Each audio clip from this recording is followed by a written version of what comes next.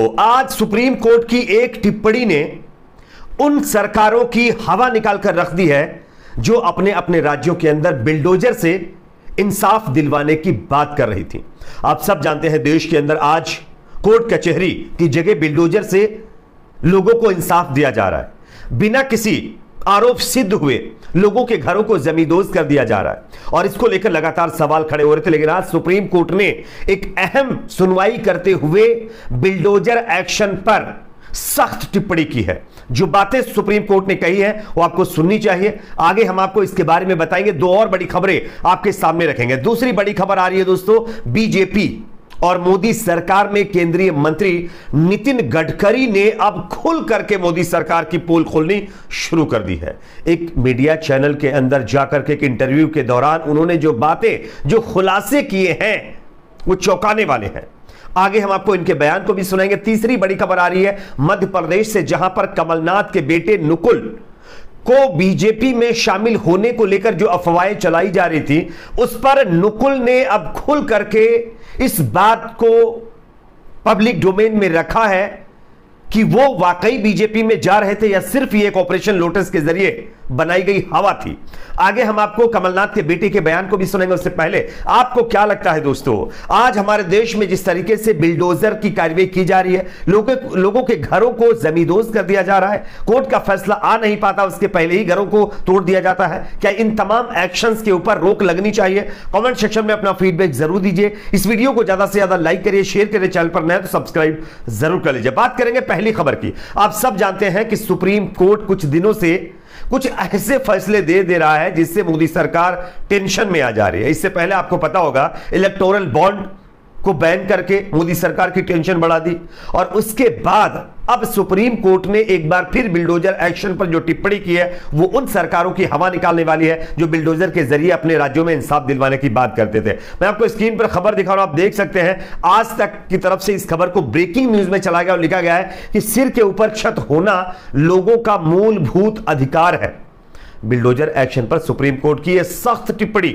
Supreme court का कहना है कि किसी भी शख्स के सिर के ऊपर छत होना उस मूलभूत अधिकार है, लेकिन अगर किफायती दाम पर लोगों को आवास उपलब्ध कराने में सरकारी नीतियां असमर्थ रहती हैं तो ऐसे में अनधिकृत कॉलोनियां बनना तय है।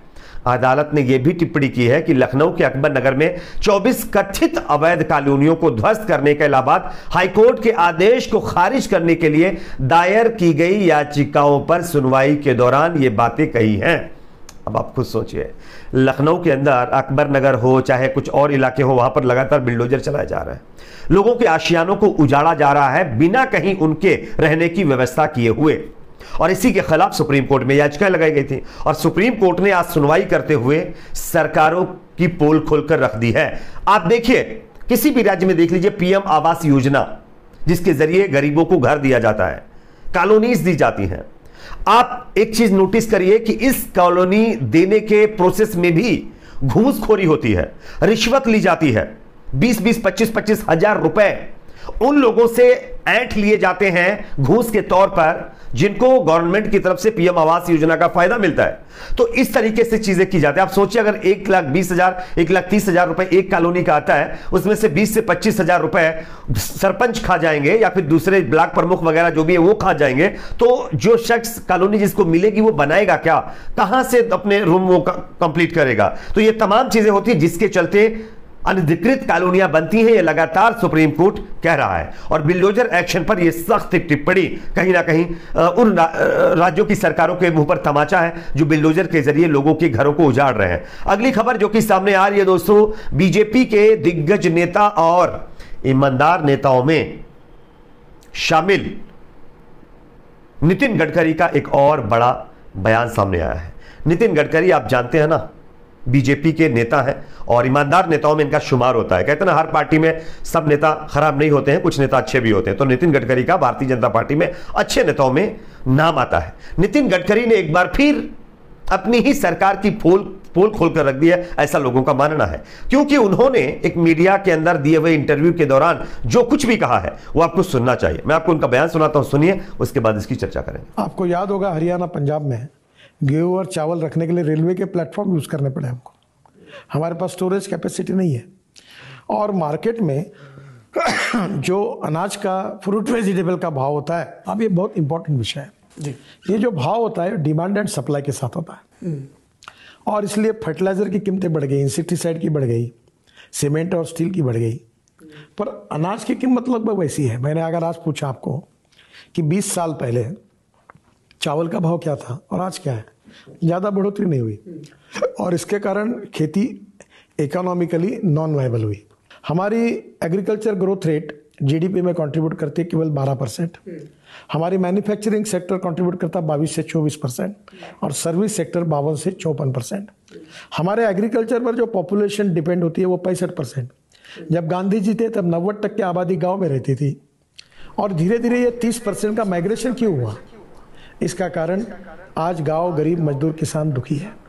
इसका कारण यह है कि जल, जमीन, जंगल और जानवर, रूरल, एग्रीकल्चर, ट्राइबल, ये जो इकोनॉमी है, यहाँ अच्छे रोड नहीं है, पीने के लिए शुद्ध पानी नहीं है, अच्छे अस्पताल नहीं है, अच्छी स्कूलें नहीं है, किसान के फसल को अच्छे भाव नहीं है, और ये जो सस्टेनेबल डेवलपमेंट जो होनी है हुई नहीं, ऐसा नहीं, पर जिस तो सुन लिया ना आप लोगों ने ये बयान। अब इस बयान के बाद बीजेपी खुद क्या करेगी ये तो पता नहीं है, लेकिन हाँ, नितिन गडकरी का यह बयान सोशल मीडिया पर लगातार वायरल हो रहा है। किसानों के समर्थन में खड़े होकर वो सीधे तौर पर किस तरीके से मोदी सरकार की पोल खोल रहे हैं आप देख सकते हैं। किसानों को सही फसल के दाम नहीं मिलते, किसानों को, और या एग्रीकल्चर जहां पर एरिया रहते हैं वहां पर पीने का पानी नहीं, रोड नहीं है, तमाम चीजें नहीं है।